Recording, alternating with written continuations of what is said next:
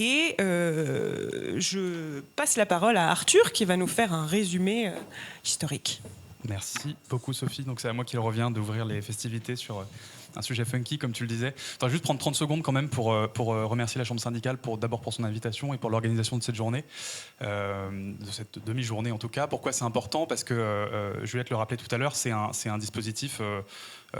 qui vous est destiné et dont il faut vraiment se saisir. Les dispositifs fiscaux sont des instruments qui sont scrutés de près par les administrations, par les parlementaires chaque année. Et donc il y a vraiment un enjeu à montrer que ce crédit d'impôt sert un objectif, qu'il est utile, qu'il est utilisé. Et donc voilà, au-delà d'une passion commune pour les instruments fiscaux qui nous réunit aujourd'hui, j'en doute pas, il y a vraiment un sujet de votre côté, de s'en emparer vraiment et de le porter à son plein régime, au même titre que les autres crédits d'impôt qui sévissent dans le champ de la musique, et je vais en parler tout à l'heure. Donc peut-être un rappel effectivement historique rapide, parce qu'on a beaucoup de choses à se dire. Rappeler simplement pour commencer que dans le champ culturel, comme dans beaucoup d'autres champs, les crédits d'impôt s'inscrivent dans la poursuite, c'est des instruments de politique publique, d'accord ? C'est au-delà d'être des aides aux entreprises au sens strict du terme, c'est vraiment des instruments de politique publique dans le sens où effectivement ils sont là aussi pour soutenir les entreprises, pour soutenir leurs investissements, leurs dépenses, etc., mais aussi pour poursuivre des objectifs de politique publique qui sont en l'occurrence ceux du ministère de la Culture, et donc qui touchent aussi à des enjeux de diversité, de promotion de la nouveauté, de l'émergence, de l'expression francophone évidemment, s'agissant du ministère de la Culture. Et c'est important pour bien comprendre le positionnement de ces outils, la différence aussi qu'ils peuvent avoir avec d'autres instruments de soutien, et notamment les aides sélectives du CNM, dont on parlera forcément assez rapidement tout à l'heure. Donc voilà pour le contexte. Et à titre de comparaison, puisqu'il s'agit aussi d'interroger un petit peu quels sont ces instruments, ces objectifs de politique publique qui sont derrière les instruments fiscaux dont bénéficie la musique. Donc une petite comparaison, dans le champ du cinéma notamment, il y a aussi un certain nombre de crédits d'impôt dont la gestion est assurée par le CNC. Donc pour les amateurs de sigles, il y a le CIC, le C2I, le CIA, le CIJV. C'est des crédits d'impôt qui, dans l'ensemble, poursuivent des objectifs aussi de localisation des dépenses, de retour d'investissement sur les territoires, et vraiment d'attractivité des territoires. C'est pas tout à fait le cas dans la musique, pour des raisons assez évidentes, mais qu'on va rappeler tout à l'heure. Mais voilà, le C2I, c'est un objectif d'attractivité du territoire, qui cherche à localiser les tournages étrangers en France. Les autres crédits d'impôt cherchent à localiser et à conserver d'une certaine façon les tournages français sur le territoire français. Et le CIGV, lui, cherchait à répondre à une dynamique de délocalisation de la production de jeux vidéo, avec une politique assez agressive d'autres pays. Donc l'enjeu était bien celui-là. Sur les crédits d'impôt musique, et plus spécifiquement sur le premier d'entre eux, chronologiquement, qui est le CIPP, donc le crédit d'impôt en faveur de la production phonographique, qui a été créé en 2006. Je vous apprendrai rien en vous rappelant qu'il a été créé dans un contexte un peu particulier pour la chaîne de valeur de la musique, en pleine crise du disque, lors de laquelle le marché a perdu 2/3 de sa valeur en à peine une dizaine d'années. Il y avait donc un enjeu d'abord à soutenir la filière évidemment, mais aussi à l'inciter à rester dans la prise de risque, à rester dans des dynamiques qui correspondent aux objectifs que le ministère de la Culture peut poursuivre, c'est-à-dire encore une fois la promotion d'une diversité de la production locale, de l'expression francophone, etc. On était dans un contexte où en fait les marges des producteurs ont carrément fondu, pour le dire un peu trivialement, et l'enjeu était quand même de les inciter malgré tout à ne pas se replier sur les catalogues déjà amortis ou sur les catalogues étrangers pour diminuer un peu leur prise de risque et continuer d'investir, mais vraiment de les accompagner vers la prise de risque pour pouvoir maintenir une production diverse, riche, et favoriser l'émergence de nouveaux talents dans un contexte, encore une fois, où les projets devenaient structurellement déficitaires et où on avait une vraie dynamique de rupture de contrat que le crédit d'impôt a contribué, non pas à endiguer parce que la crise était forte, mais en tout cas peut-être à limiter un petit peu. Donc c'est vraiment un dispositif qui a été créé dans ce contexte-là et qui a trouvé tout son sens ensuite, malgré un retour, disons, à des horizons plus favorables grâce au streaming et à l'économie numérique. Aujourd'hui, le crédit d'impôt permet, sans avoir d'ailleurs trop changé dans son ADN, je parle toujours du CIPP, permet de poursuivre toujours ces mêmes objectifs parce que les dynamiques sont un petit peu différentes, mais on voit qu'il y a une dynamique du côté de certains producteurs éditeurs de limiter là aussi la prise de risque, etc., et de se positionner plutôt dans des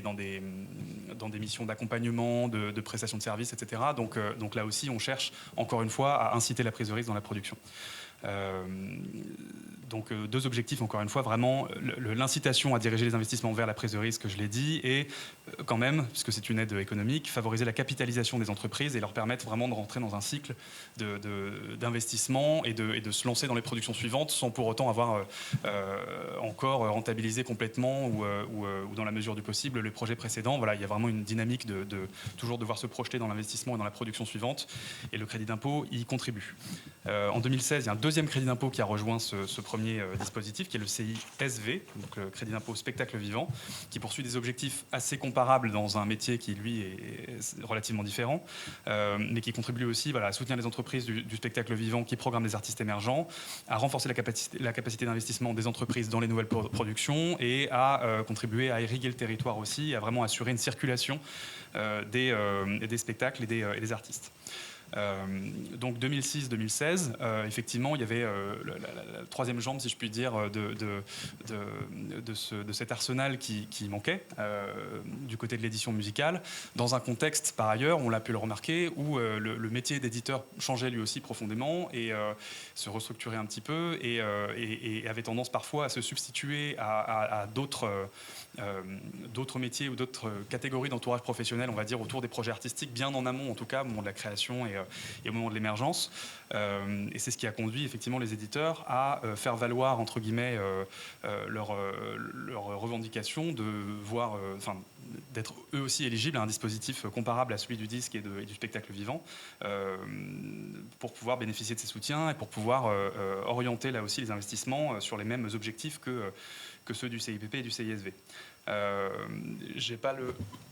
le slide sous les yeux, mais effectivement, en 2016, donc dans le cadre du PLF, projet de loi de finances, 2017, le rapporteur du programme auquel était rattaché le CIPP a indiqué qu'il ne comprenait pas bien pourquoi les éditeurs n'auraient pas le droit, au même titre que les producteurs de disques et les producteurs de spectacles,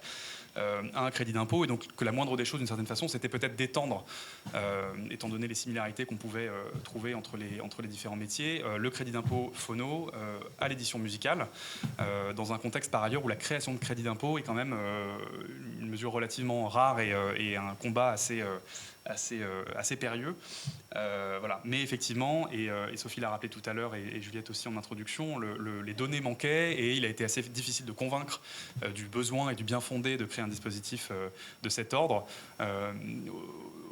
En toile de fond, il y avait aussi une méconnaissance, je pense, profonde de la part des pouvoirs publics, des parlementaires, du métier d'éditeur et des enjeux qui sont propres à cette activité. Et donc, il y a tout un travail qui a été engagé par la Chambre, effectivement, aussi pour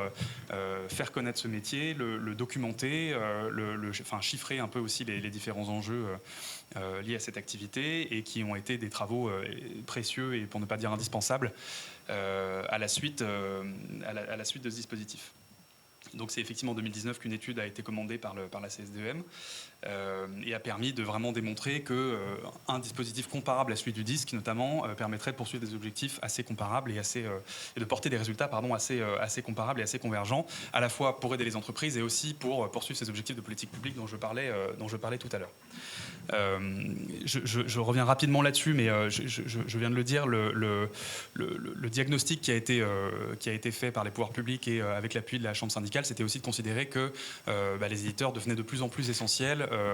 au soutien à l'émergence, à la création évidemment en amont de la chaîne, et s'inscrivaient dans un écosystème, disons, ou dans un marché où le retour sur investissement était de plus en plus long, s'inscrivait dans des cycles de plus en plus longs.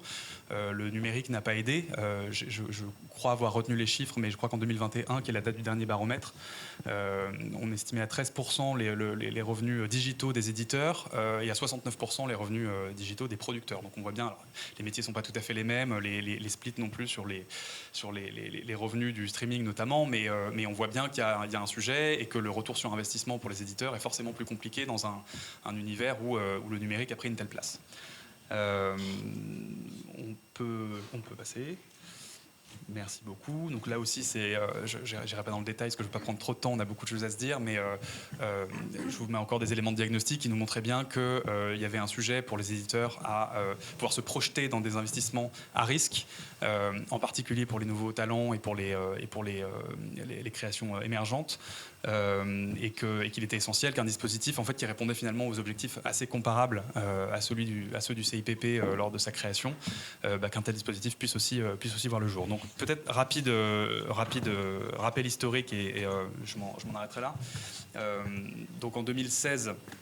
je parlais du rapport d'Hervé Féron tout à l'heure. Le ministère de la Culture s'est opposé à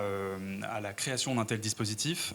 D'abord parce qu'encore une fois, la création d'un crédit d'impôt ne va pas de soi, et encore une fois parce que la documentation n'était sans doute pas suffisante ou le diagnostic n'était pas assez étayé. La période suivante a été marquée par une forme de suspicion, on va dire, à l'égard des crédits d'impôt et des niches fiscales et des dépenses fiscales culturelles, sous l'impulsion notamment du rapporteur général du budget de l'époque, Joël Giraud, qui était vraiment dans une recherche de rationalisation, disons, de la dépense fiscale. Et le contexte n'était vraiment pas propice, disons, au fait de porter la création d'un tel instrument. C'est en 2020 en réalité que le crédit d'impôt pour l'édition musicale s'est invité dans les débats parlementaires, puisque c'est donc dans le cadre du PLF 21, je parle toujours de l'année précédente, que le crédit d'impôt s'est invité. Le Sénat a approuvé un amendement, l'Assemblée nationale l'a retoqué, mais pour que l'année suivante, celui-ci puisse enfin être adopté. Donc c'est à partir de 2022 que le crédit d'impôt est entré en vigueur. Et la dernière actualité, disons, sur ce champ-là, c'est un crédit d'impôt qui a été créé jusqu'en 2024, puisque tous les crédits d'impôt sont bornés dans le temps. On a obtenu sa reconduction jusqu'en 2027, au même titre que le CIPP et le CISV, dans le PLF de cette année. Donc aujourd'hui, c'est bien un crédit d'impôt qui est en vigueur jusqu'en 2027 et qui devrait,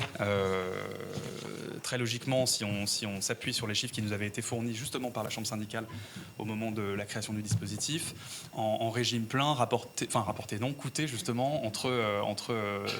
5 et 6 millions d'euros à l'État pour soutenir les investissements des éditeurs